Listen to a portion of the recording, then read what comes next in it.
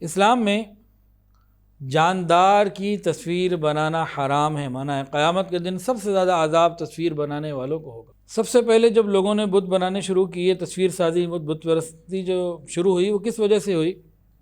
کچھ نیک لوگ تھے تو ان کی شبیہ بنائی گئی، اس لیے کہ ان کی نیکی دیکھ کے ہم نیکی کریں گے۔ کرتے کرتے کچھ نسلوں کے بعد انہی چیزوں کی عبادت شروع ہو گئی، اللہ کو بھول گئے، شیطان نے چکر ڈال دیا۔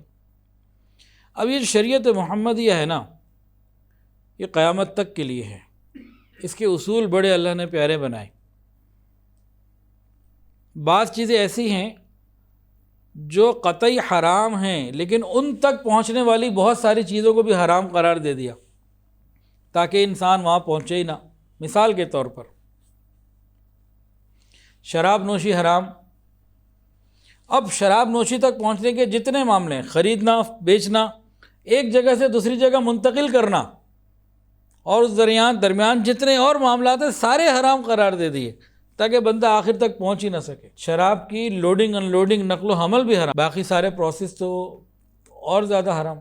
منع شراب نوشی کو کرنا تھا، اس کے ذرائع بھی بند کر دیے، بچو اس سے۔ چوری حرام قرار دی گئی تو کیا کیا؟ کسی کے گھر میں بلا اجازت داخل ہونا بھی حرام، بلکہ جھانکنا بھی منع کر دیا۔ بالکل اسی طرح بت پرستی حرام تو تصویر بنانا بھی منع کر دیا۔ تو اس سے بہت زیادہ بچنے کی ضرورت۔ سنیے، قیامت والے دن سب سے زیادہ سخت عذاب میں اللہ تعالیٰ کے نزدیک تصویر بنانے والے ہوں گے۔